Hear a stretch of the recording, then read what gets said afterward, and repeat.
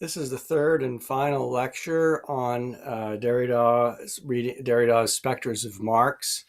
The first lecture was on Derrida's response to Fukuyama's The End of History and the Last Man, entitled Derrida Fukuyama.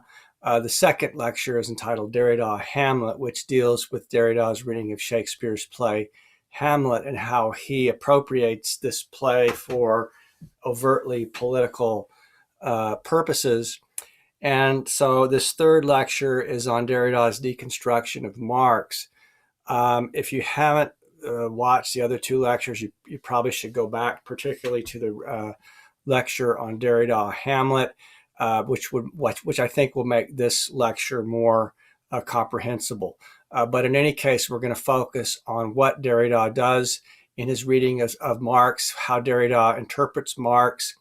We'll ask ourselves, is it really true that Derrida is a Marxist, as some have described him, a postmodern Marxist? Is it fair to call him a Marxist? And what happens to Marx and Marxism after he's finished with them, or after he's done his work of deconstructing Marx? This lecture, as mentioned in previous lectures, I won't spend too much time going over this, but as mentioned in previous lectures, this was a talk that, based on a talk that he gave at the University of California, Riverside in 1993, right in the aftermath of the fall of the Soviet Union and the Marxist world. And this was this for many constitutes Derrida's sort of first really very significant intervention into questions of politics. And so this is a link to what I've called in a previous lecture his political turn or his ethical turn, and which is characteristic. This text is more characteristic of the kinds of texts that he would produce in the years after he gave this talk in 1993, which were indeed more focused on questions of the political. Okay, but as I said also in a previous lecture, the Derrida, the very idea that Derrida would be a spokesman for Marx, for Marxism, seemed very strange at the time that he gave this talk. Derrida was often criticized for his reticence on the question of Marx and Marxism. And many, as I said previously, affiliated deconstruction in Derrida with very conservative, if not very deeply problematic, political movements like fascism or National Socialism. So today, the Derrida that we often hear about today is this so-called Marxist Derrida. As I've said previously, both characterizations of Derrida's work are not really very accurate. But we're going to let here, as much as possible, we'll let Derrida sort of speak for himself. We'll look carefully at the words that he actually spoke, giving sort of spirit to Spectre, to put it in Derridian terms. And we're going to see again that Derrida said, as did Marx himself, I am not a Marxist. And that's something that's worth just sort of reflecting on as we begin this last lecture. Okay, so now in a previous lecture on Derrida's deconstruction of the university in the ear of the other, in which he does a careful reading of Nietzsche's On the Future of the Educational Institutions in Our Time, and then also Nietzsche's Zarathustra, Derrida addresses this question of the signature. And here, we find what we're going to see is that he's going to talk about how, various writers sort of, when we interpret particular, dead writers, people from the past, authors from the past, we leave our signature on their corpus of work, signing a work, which is like effectively the same thing as we call the milha, leaving the cut, leaving the name behind on the body of the texts that we're interpreting or deconstructing, perhaps. And so one of the things that we can say is that what Derrida does with Marx is that he leaves his signature on Marx, or he signs Marx. And as such, Marx is never going to be quite the same as he was prior to the Derridian signature, right? But let's clarify what the signature is. This is from Ear of the Other. Derrida is going to say The signature will take place on the addressee's side, that is, on the side of him or her whose ear will be keen enough to hear my name, for example, or to understand my signature, that with which I sign. Now, it is rather paradoxical to think of an autobiography like Nietzsche's, for instance, whose signature is entrusted to the other, who comes along so late and is so unknown. But it is not Nietzsche's originality that has put us in this situation. Every text answers to this structure. It is the structure of textuality in general.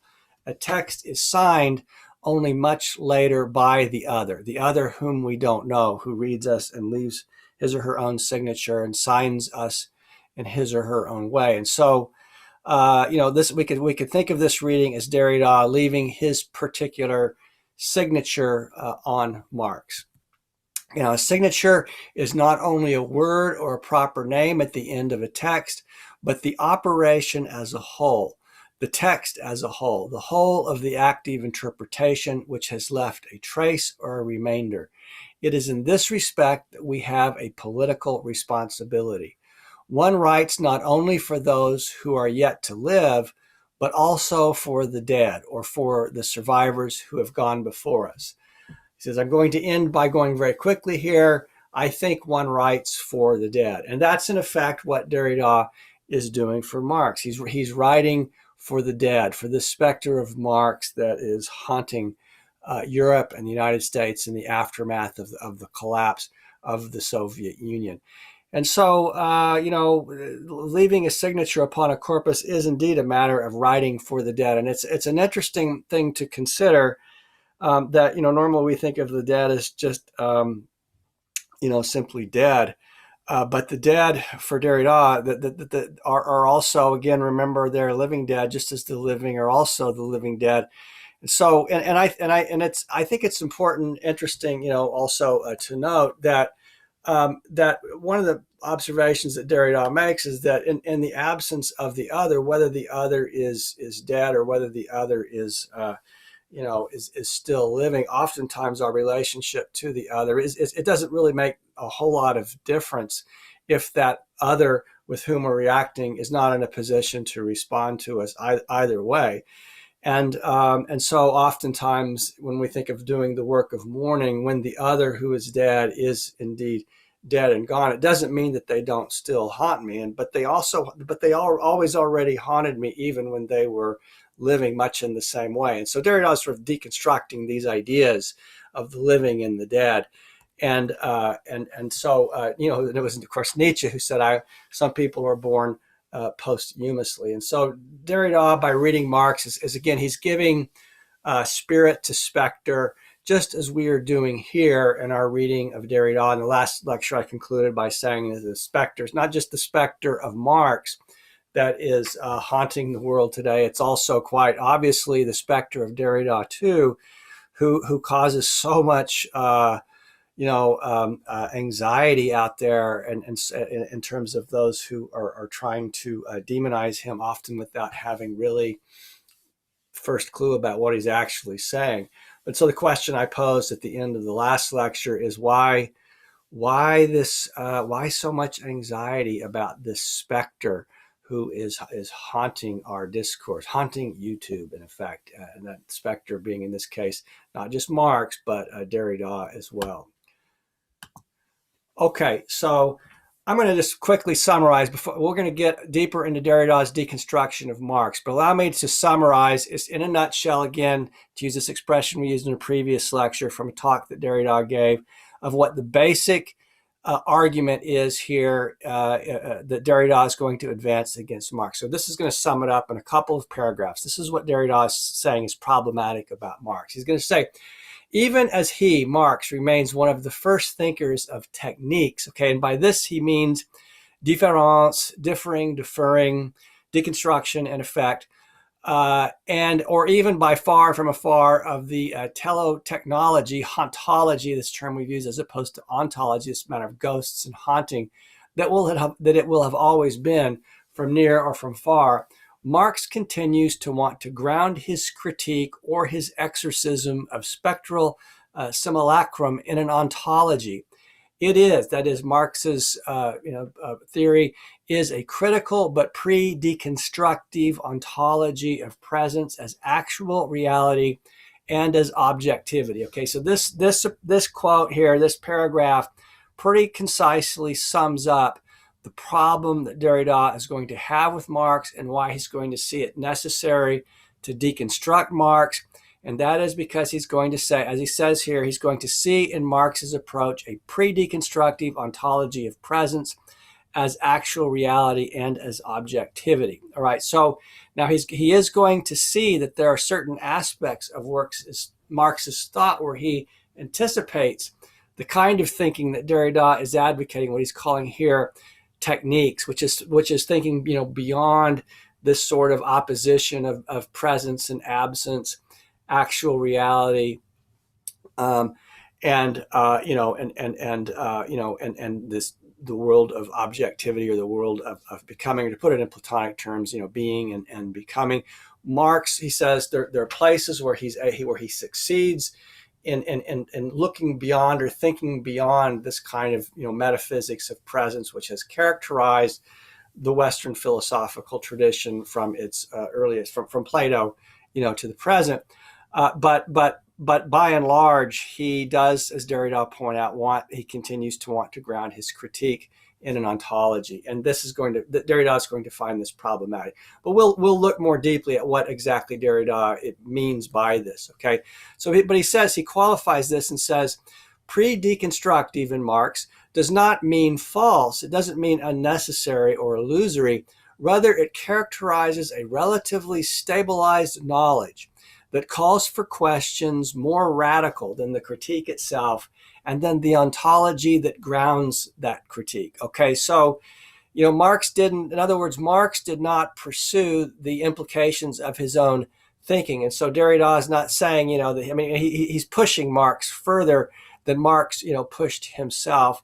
There were just certain questions that Marx, didn't ask, and Derrida is going to ask, about the ontological grounds of his point of view. The fact that the ontological and the critical are here in Marx, pre-deconstructive for Derrida, has political consequences which are perhaps not negligible. And they are doubtless not negligible, to go too quickly here, with regards to the concept of the political as concerns the political itself. Now, for instance, in, say, Carl Schmitt's metaphysical concept of the political, as we've discussed. And so he doesn't develop this here. You'll have to go to the Politics of Friendship to unpack what he's saying here with regard to Marx. But he's basically, what he's saying here is that, he's criticizing Marx on very similar grounds that he criticizes Carl Schmitt, that in both cases there is a demonizing of the ghost, a fear of the ghost, a fear of the real becoming ghost, like, for instance, in the case of Schmitt, of the enemy becoming ghost. And this is one of the things that Derrida, this is the central thing, in effect, that Derrida finds to be problematic in Marx's work. And as Derrida is going to say later, basically, to sum it up, he was afraid of ghosts, he was afraid of specters, he chased them away, he shouldn't have chased them away, and he should have attended to them, rather than just simply assuming that we can dismiss specters with sort of a wave of the hand. All right, so there is a Marx that Derrida affirms, who is a kind of, we can think of him as sort of a deconstructive, Nietzschean, Derridian Marx, and there are aspects of Marx that anticipate the thought of deconstructive theory, but there are aspects of Marx that, in contrast, are really sort of stuck, ensconced in a kind of a garden variety metaphysics of presence and an ontology that simply Derrida cannot accept. Okay, all right. So Derrida is going to start his reading of Marx with this opening line from the Communist Manifesto, and he acknowledges at the beginning of his talk that he said, I confess to my shame that I haven't read the Communist Manifesto probably in 2 decades, and even though he said I'd wanted to do something on the Spectre, because he had just finished this text on Schmitt, the Politics of Friendship, when he picked it up again and read it, the first line just jumped right at him. A specter is haunting Europe, the specter of communism. So, here we have Marx from, the most famous, perhaps one of his most famous line of all is already addressing the question of the specter that haunts. And so Derrida is really going to focus in on this question, okay? And so he says in Specters of Marx, he says, the specter is the future. It is always to come. It presents itself only as that which could come or come back. Now, we said that the specter is also associated with the written word. It is the carnal form of spirit. It is the objective form, or to put it in terms that Derrida doesn't use, it's specter is reified spirit.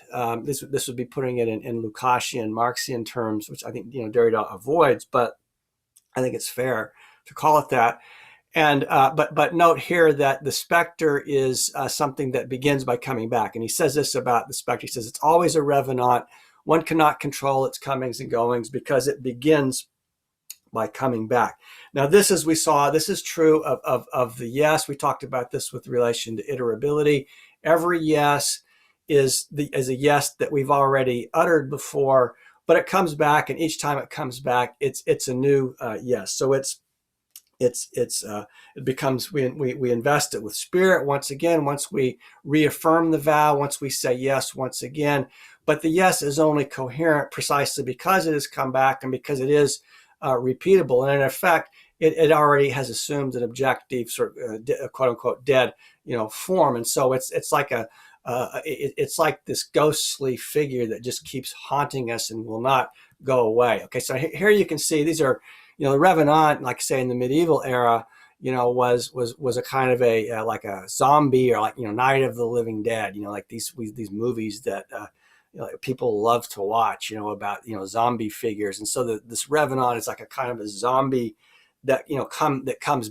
It's a dead body that comes back from the dead to haunt the living. And so the yes is also a kind of a Revenant as well, because it's a living dead specter that continues to return, to haunt us, and that it has no origin. That it begins by coming back. Its coming is always a recoming or a return. Okay, so what is a revenant? It comes from the French revenir, which means to come back. Again, in folklore, it's an animated corpse that has come back from the dead to haunt the living. Now, iterability, this is a really important deconstructive term, and this term important for Saussure as well. It comes from the Latin itero, which means to do something for a second time. So the condition of a word's intelligibility is that it must be repeatable for it to have a meaning, all right? That's what differentiates it from just, say, a noise. So the living dead, yes, in Nietzsche's doctrine of the eternal return, is also a revenant in this sense. Okay, now one way it may seem this may seem strange and new to you, but I would urge you to take this idea seriously. In part, not just to read Derrida, because some of the most important works in critical theory today assume the same kind of idea of haunted specters, although different theorists are going to articulate it in different ways. And so I want to just give you a few examples of this. And these are texts that I would urge you, if you haven't already read, I would urge you to look into them in the future, because I think you'll find them to be very interesting. So note there, on the far left is Vico. Now he was a fascinating figure who wrote this work 200-300 years ago called The New Science.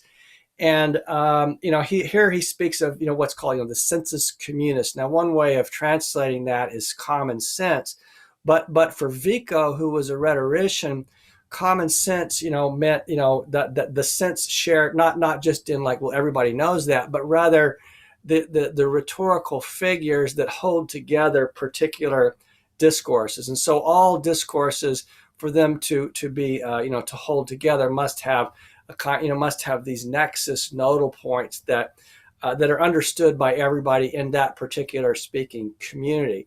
And so this Vico's text is, if you're interested in the study of rhetoric, I mean, this is a classic in rhetoric. It's one you absolutely have to be familiar with.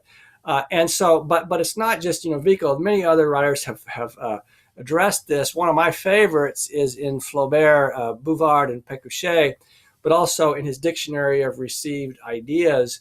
Where, I mean, Flaubert just took real delight in hearing stupid utterances, and so he gathered together this little notebook where he collected, things that he heard that were stupid, and he wrote them down.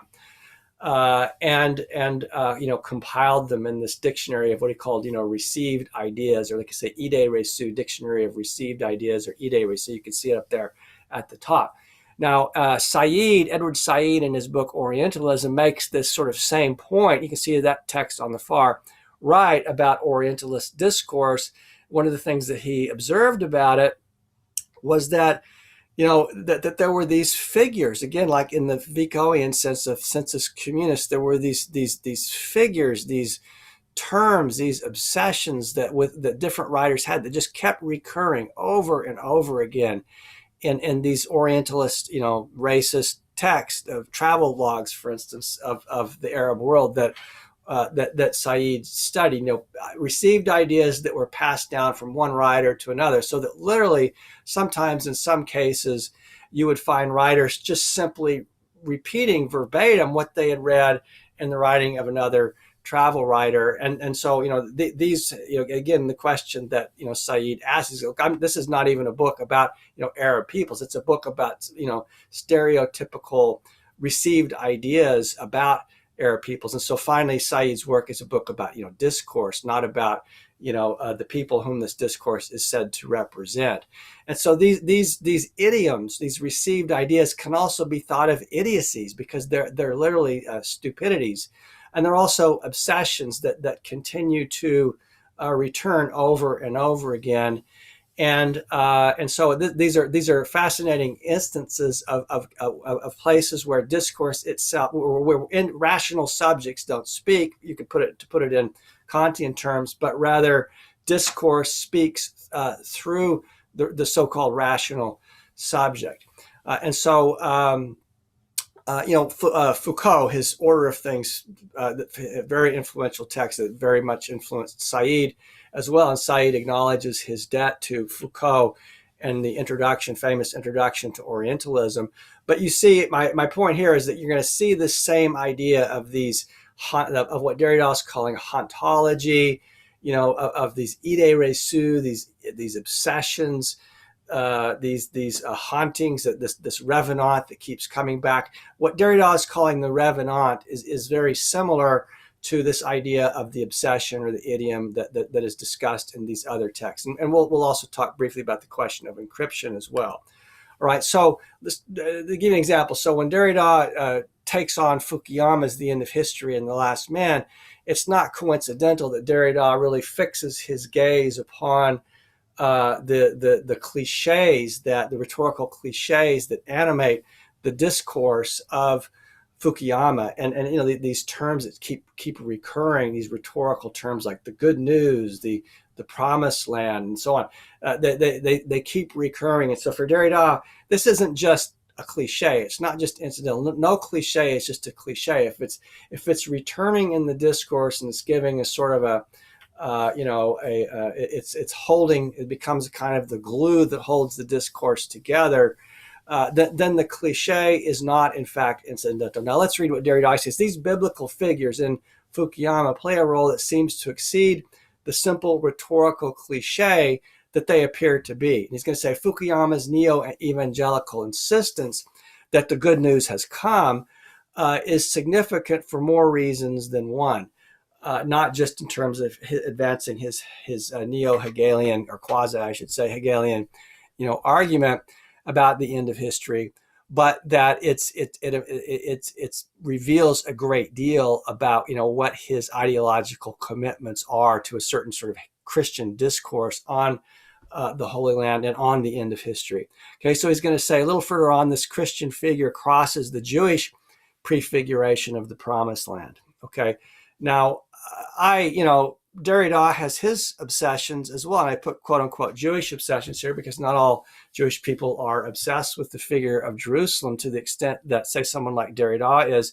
And when Derrida calls the war for Jerusalem, or the appropriation of Jerusalem, to be the world war. This is something that he himself is personally obsessed with. As I said previously, as a Jewish man who, maybe perhaps because he lost his French citizenship at a young age. I can't say he doesn't speak directly about that, but it is certainly clear that this is a kind of an obsession that he has. Now, to give you an example of this, why for instance it's problematic to call the figure of Jerusalem a universal obsession that is shared by, if not all peoples everywhere, at least by all of the peoples of the book in the Abrahamic tradition. One of the reasons why this is problematic is that this isn't even the name that Muslims, particularly Arab Muslims, give to Jerusalem. It's called Al-Quds, which is, the holy.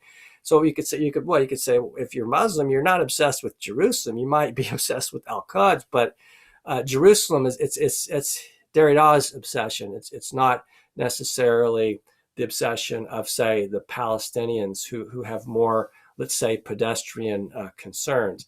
Okay, I'll give you an example of this. I don't mean pedestrian in a pejorative sense. I mean as in feet on the ground, in a sense of residency, being residents of a particular town or city or land. Here's Teddy Kollek, Israeli mayor of Jerusalem. He said in 1977, "The beautiful golden city is the heart and soul of the Jewish people.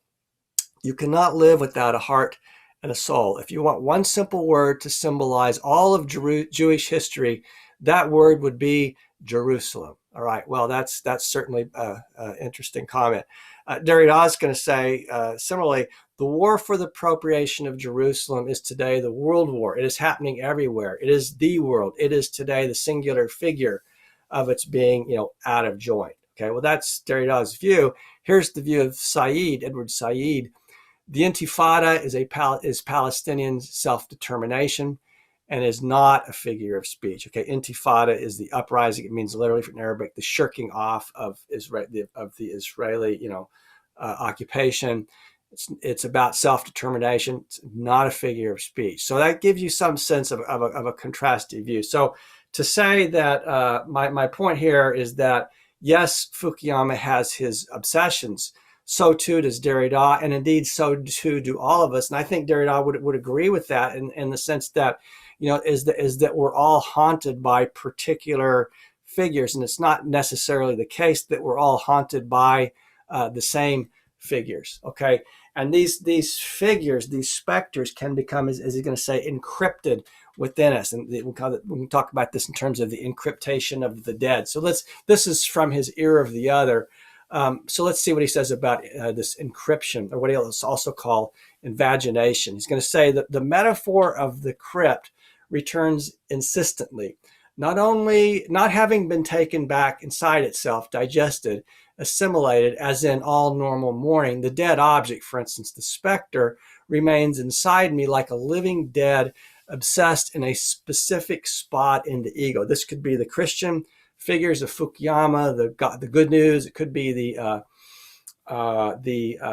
figure of Jerusalem in the case of Derrida.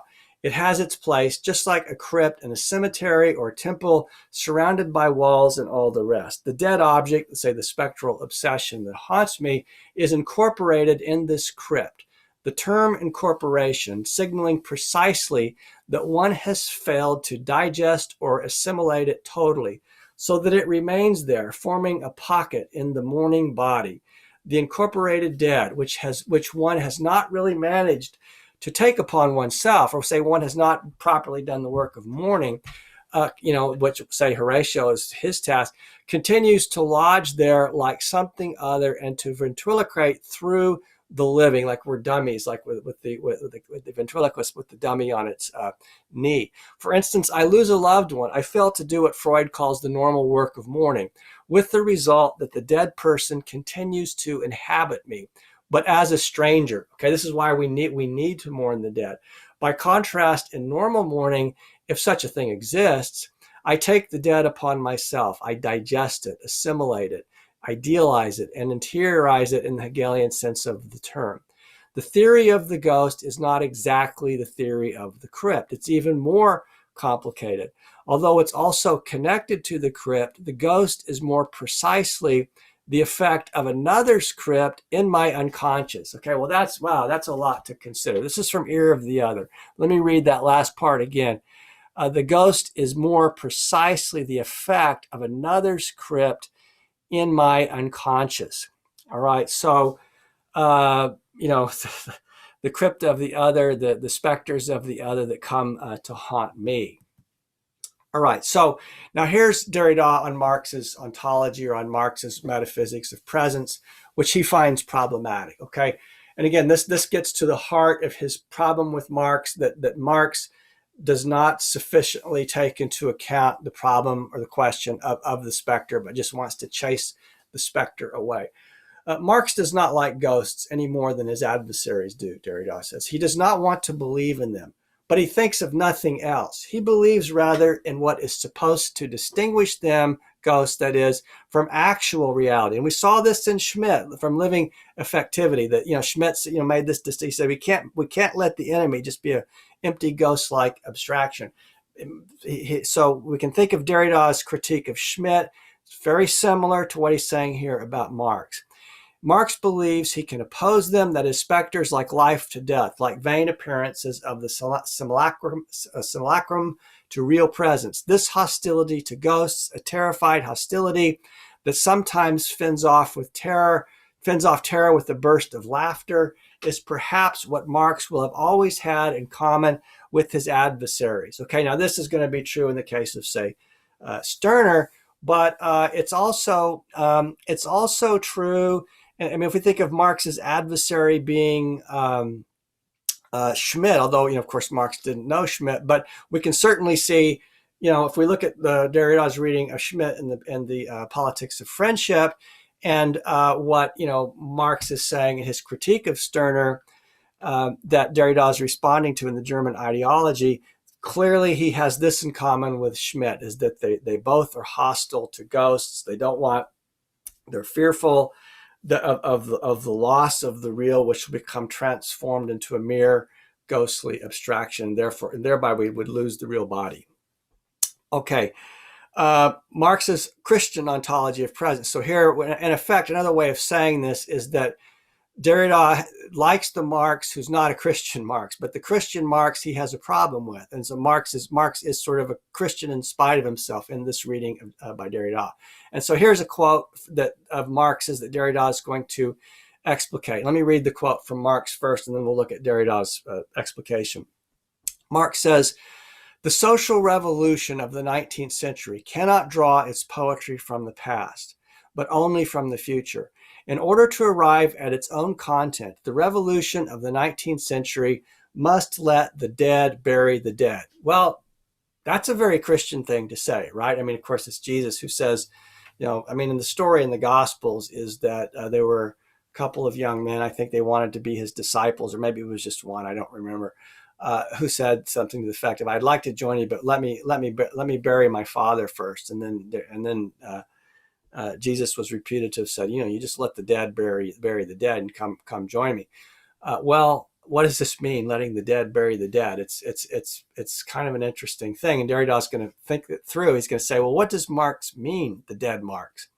The dead Marx knew very well that the dead have never buried anyone. So literally, the dead cannot bury the dead. It will always be necessary that the still living mortals bury the already dead living.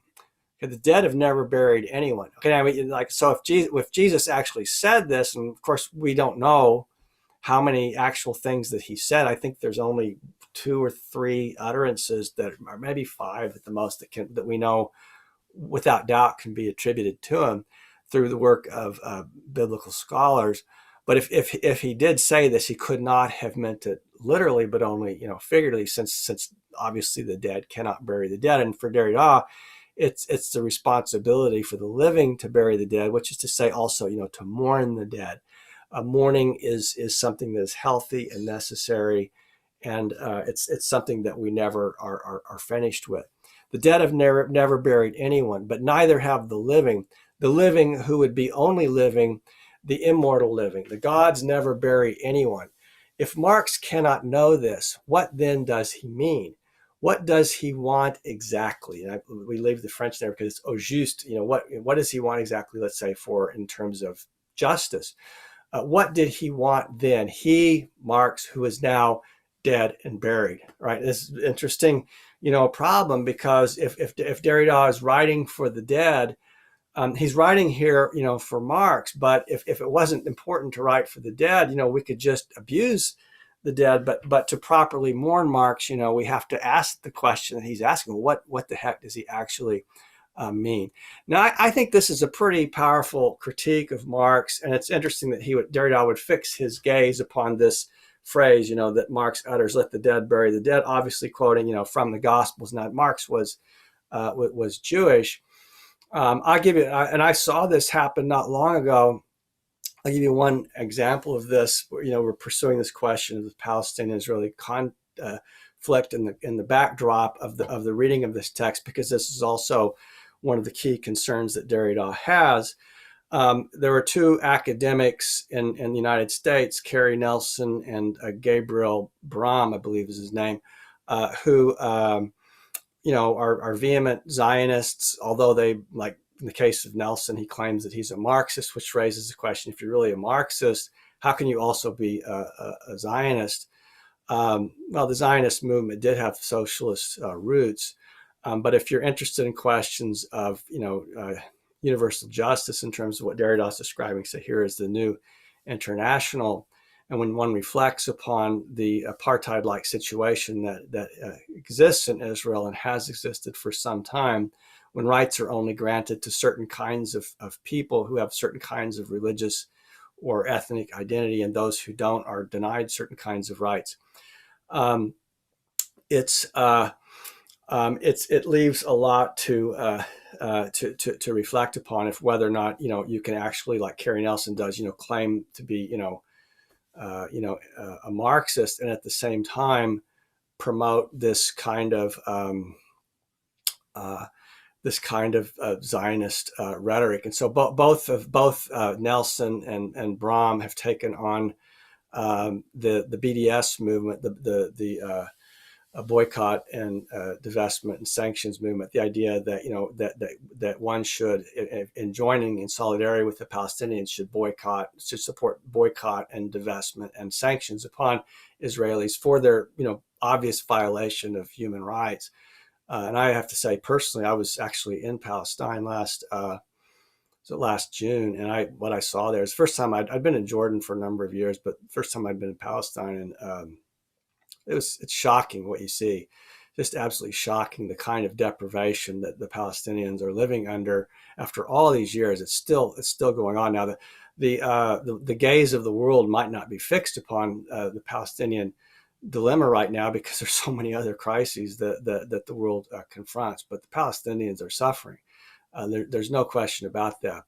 But in the case of these two jokers, Nelson and Brom, they had this argument like, well, what the Palestinians really need to do is they need to let the dead bury the dead. They need to stop mourning, the victims of the Nakba, or the catastrophe, when Palestinians lost their lives and lost their homes. And Nelson's even going to say they can unlearn to do the mourning for the dead. In fact, is what he's going to say. It's interesting. It's very doubtful you would find them advancing that same argument with respect to the victims of the Shoah or the Holocaust. If you were to say to someone who's had suffered in the Holocaust, don't worry about it. Just forget about these people who have died. You can, with education, you could unlearn that. It would be utterly preposterous. But here we have, this is an interesting case, because here we have, Marx, who's saying, let the dead bury the dead. We have two Zionist academics in America, advancing a very Jewish Zionist, advancing a very Christian argument. Let those Palestinians need to let the dead bury the dead. So that's preposterous, and I think this is one of the reasons why I like Derrida, because he teaches us to be very careful about these kinds of arguments. Okay, which are frankly, they're Christian and logocentric in a very problematic sense. Not that it's problematic to be a Christian, but to advance an argument of this nature is indeed problematic. Okay, so Derrida is going to, when he speaks about questions of let's get a little deeper into questions of embodiment. I said earlier there's no philosophy which is not a philosophy of embodiment, and that implies to Heidegger and Derrida as well as it does Plato and Descartes, any other philosopher, thinker in the history of philosophy. So here's what Derrida says. He says, there is no ghost, there is never any becoming specter of the spirit without at least an appearance of flesh in a space of invisible invisibility, like the disappearance of an apparition. All right, so there is an appearance of flesh, which implies a, he's not going to say a real person, not in ontological terms, but there is at least an appearance of flesh, and the way he's articulating this. Okay, for there to be ghosts, there must be a return to the body, but to a body that is more abstract than ever. So if we're thinking about the Derridian body, it gets kind of complicated when you have to ask, well, what is the body in Derrida? I've mentioned previously this idea of sort of metaphysics of the sponge. Is that what the body? If Derrida is not going to use Dasein and Heideggerian terms, if he's going to reject the Kantian, Marxian, Hegelian subject, rational subject, I think the question of the body it's a problem in Derrida's thought. You have to kind of this is something that he doesn't speak about, too directly, because he's thinking about the embodiment of spirit as specters. But what about the human body? And this is going to move us closer to kind of thinking of, well, why? I mean, where there might be, say, some legitimacy in, let's say, a Marxist rejoinder to the Derridian deconstruction of the Marxist, real body, because we'll finally, if the Marxist real is not adequate, or if there's just specters, what about the time that Derrida was actually alive, the body that he inhabited? And that's not, it's difficult to think that question through in Derrida's thought, because there's a kind of a reticence about that matter in Specters of Marx. So I just throw that out there for you to think about as you're looking at how he thinks about the question of embodiment. The spectrogenic process corresponds, therefore, to a paradoxical incorporation. Once ideas or thoughts are detached from their substratum, one engenders some ghost by giving them a body, not by returning to the living body from which ideas and thoughts have been torn loose, but by incarnating the latter in another artificial body, a prosthetic body, a body that is neither perceptible or visible, but remains flesh, a body without nature in an aphysical body. Okay, so if Marx's body is this natural body, he's referring here to a kind of a body without nature. It's an aphysical body. What that would be, interesting question. Okay, so this is why I want to, at this juncture, I'd like to just mention in passing Foucault's critique of Derrida, if you want to pursue this further.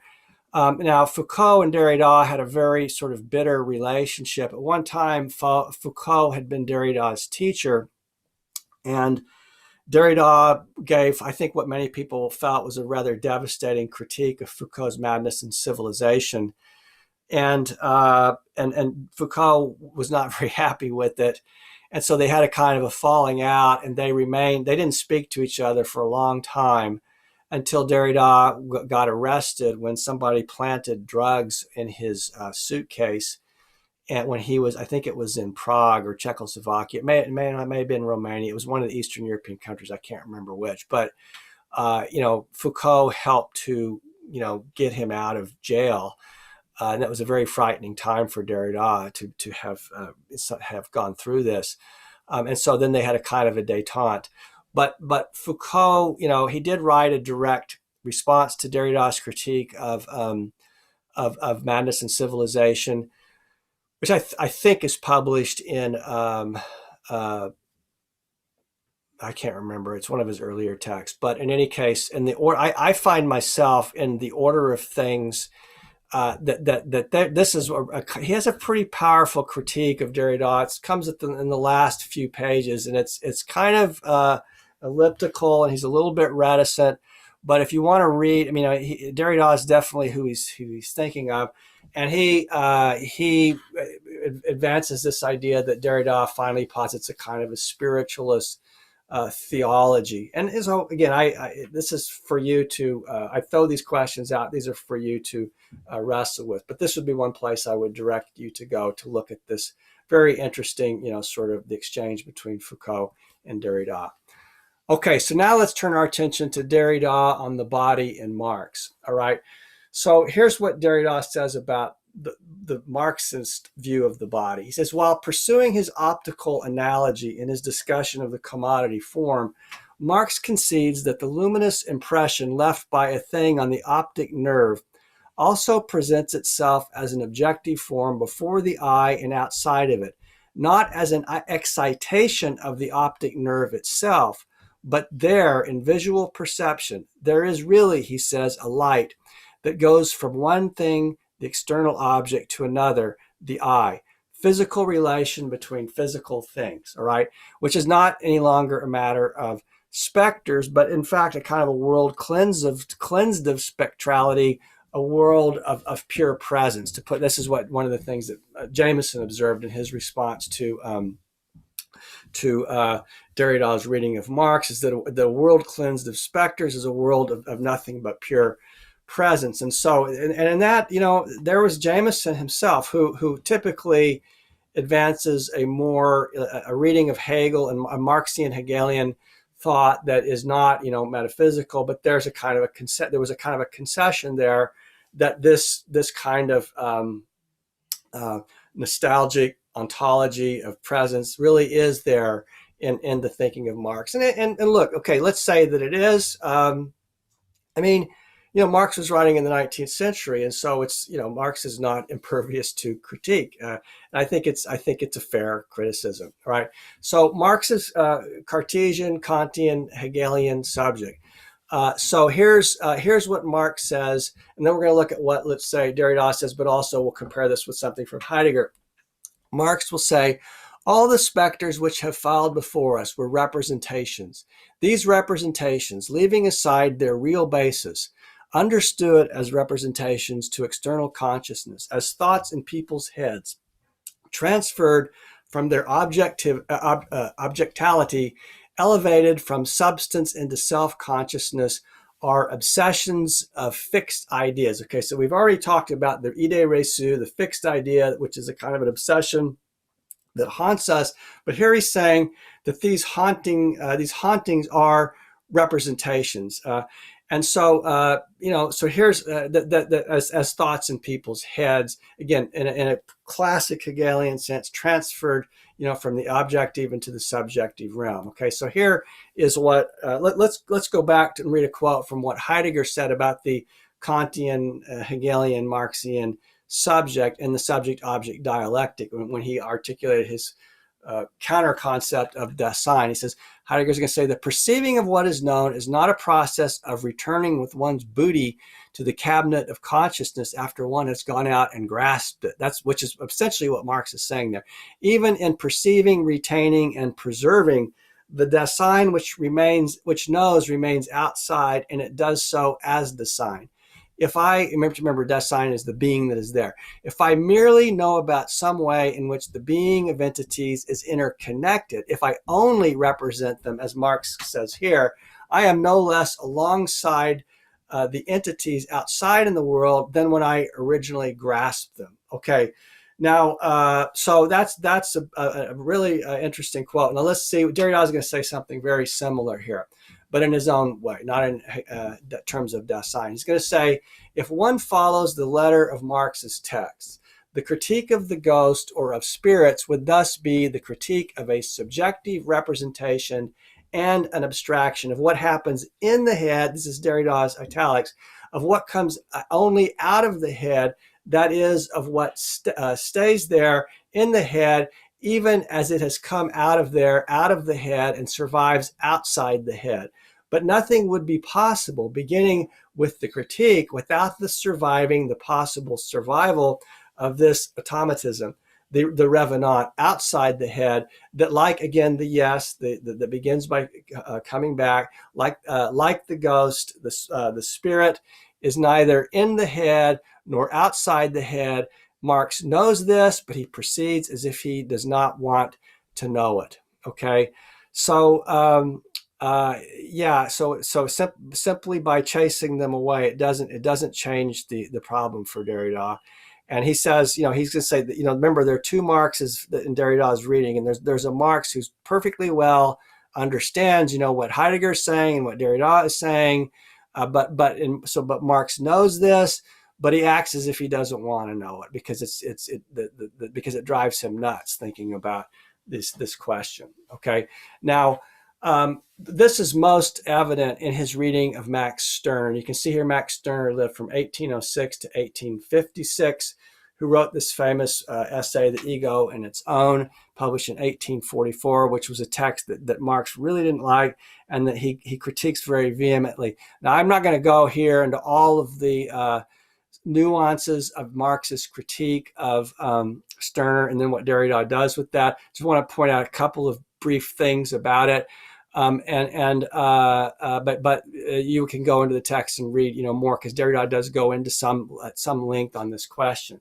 But what he's going to finally say regarding Stirner, and let me just say, quickly to summarize this. So Stirner is a very Hegelian thinker who, if you think of the ego as having an external representation, sort of it becomes a kind of, in Stirner's, reading of the taking into oneself of the external representation, and what one can kind of make of oneself a powerful, rational subject, and what becomes a kind of a demonic, circuit of the embraceal of the spirit. And this is also what, again, what Heidegger is going to himself refer to as kind of the demonic, in terms of a vicious circle. It's also, if you think about, for instance, what we discussed when we talked about that passage in Robinson Crusoe that Derrida reads in The Beast and the Sovereign, where Robinson Crusoe, we talked about this in The Animal, Therefore I Am, where he follows his tracks in a circle around the island. This is kind of what Stirner's doing. He's sort of following,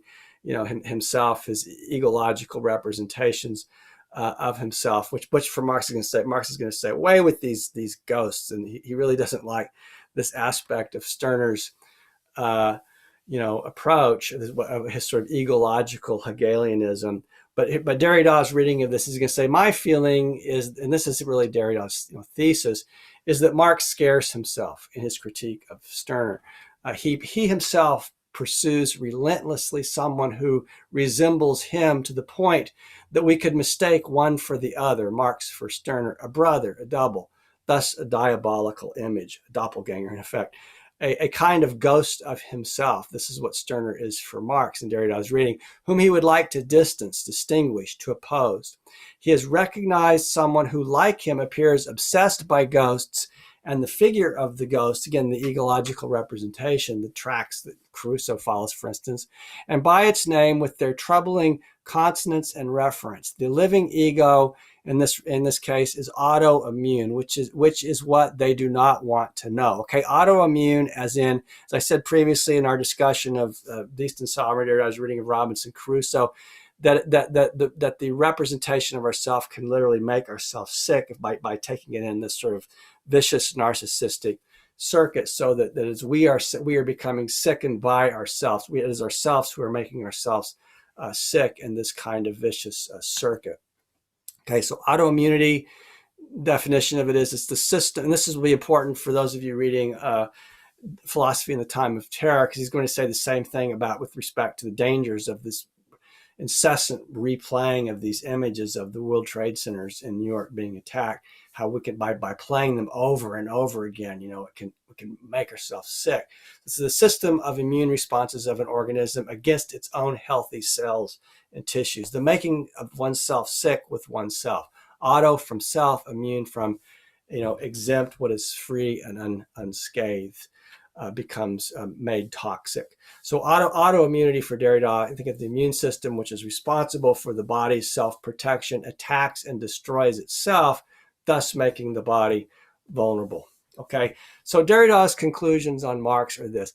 Perhaps the ontological Marx, he says, should not have chased away so many ghosts too quickly. Not all of them at once, or not so simply on the pretext that they did not exist at all. All the more so in that the Marx of techniques, the deconstructive Nietzschean Marx that Derrida affirms, also knew how to let them go free, emancipate them even, in the movement in which he analyzes the relative autonomy of exchange value, the ideologism, or the fetish. Even if he wanted to, one could not let the dead bury the dead. That has no sense. That is impossible. Only mortals, only the living who are not living gods, like the Christian God-man Jesus, can bury the dead. One must instead, exorcise ghosts, mourning them, not in order to chase them away, but to grant them the right, if it means making them come back alive as revenants, who would no longer be revenants, but as other arrivants, or people who we welcome, to whom a hospitable memory or promise must offer welcome, without certainty ever that they present themselves as such. Now, the intellectual of tomorrow, let's say, unlike the ontological Marx, should learn justice and from the ghost. He should learn to live by learning not how to make conversation with the ghost, but how to talk with him, with her, how to let these ghosts speak, or how to give them back speech, by not chasing away the arrivant, but by welcoming the arrivant. Because remember again, the arrivant is the other, not just the specter, but the other whom we behold like the ghost of Hamlet's father, for whom we can't see behind the visor. And so, rather than chasing away this specter that frightens us, we must learn to speak to the specter, to welcome the other. All right. So this is linked to Derrida's idea again of messianicity, giving credit to the other, which he very much distinguishes from these teleological messianisms of Judaism, Christianity, Islam, which are dogmatic messianisms. That's not, he's saying, what messianicity is, nor is he affirming this kind of teleology in Western philosophy that you find in Kant, Hegel, Marx, and Fukuyama. It's more about welcoming the other and the unexpected event that may occur when the other, whom we don't know, because the other is every bit other. What happens when we welcome the other, and it's simply beyond our ability to calculate. Let's say, unlike the idea, the liberal democratic ideal of Fukuyama, which is known, has been mastered, and we can therefore calculate. And this Derrida is saying, no, that's not in fact the case. Okay, so as we conclude, then, just a couple of questions for further reflection. I would ask you to reflect upon, consider, given Derrida's serious reservations about Marx and Marxism, can we justifiably say that Derrida is a Marxist when he himself says, "Je ne suis pas Marxiste, I'm not a Marxist," or a postmodern Marxist? Does Derrida himself say he is a Marxist? What happens to Marx and Marxism after Derrida leaves his signature upon the corpus and texts of Marx? What is Derrida's praxis, and what do you think about it? Do you find his political orientation compelling or problematic? Okay, so that will bring an end to this particular lecture on, to the whole 3 series of lectures on Specters of Marx. And I do encourage you to read it carefully. I've only touched upon some of the major themes. There's a lot more here, but I hope that these lectures will help give you a kind of a point of access into a text that can be difficult, but is very much worthy of serious consideration.